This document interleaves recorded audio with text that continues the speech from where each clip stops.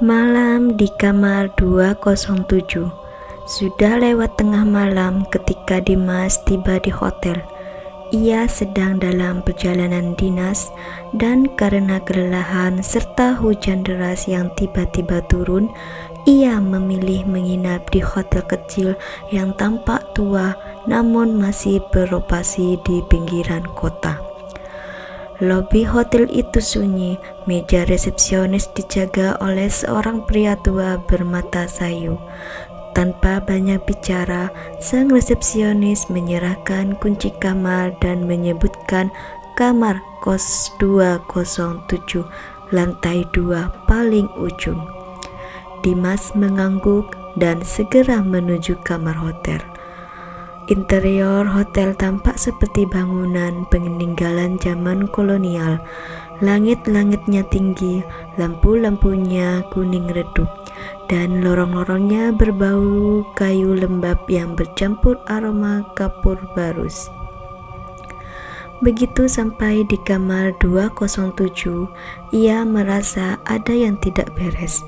Hawa dingin menyerap begitu pintu dibuka.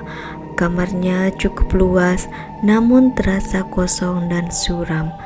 Tirai putih bergoyang pelan, tertiup angin dari jendela yang sedikit terbuka. Namun, memikirkan lebih jauh, Dimas mengunci pintu, mengganti pakaian, dan berbaring di ranjang. Pukul 01.14 dini hari, Dimas terbangun. Ia mendengar suara seseorang mengetuk pintu pelan-pelan. Tok, tok, tok, tok. Ia bangkit, mendekati pintu dan bertanya, "Siapa?" Tidak ada jawaban. Ia membuka pintu, tapi lorong kosong. Ia mengintip ke kiri dan kanan, tak satupun orang terlihat. Ketika ia berbalik, dadanya langsung terasa sesak. Tirai jendela kamar kini tertutup rapat. Ia yakin sebelumnya ia membiarkan terbuka. Dan di cermin dekat ranjang ada noda merah seperti bekas tangan. Dimas mencoba mengabaikannya. Ia menyalakan TV, tapi hanya saluran statis. Ia mencoba tidur lagi, tapi suara berbisik mulai terdengar dari arah lemari. Pelan, menggema, seakan ada seseorang yang berbicara dengan suara tercekik. Ia mendekati lemari, tangan kirinya gemetar saat memegang gagang pintunya. Ketika lemari terbuka, hanya pakaian gantung yang terlihat. Tapi saat Dimas hendak menutup pintu lemari, tiba-tiba sebuah wajah pucat menyembul di antara pakaian wanita berambut panjang. Matanya hitam, tak bercahaya, dan bibirnya robek sampai ke pipi. Dimas berteriak keras. Sosok itu menghilang dalam sekejap. Ia gemetar dan mengambil tasnya, hendak segera pergi.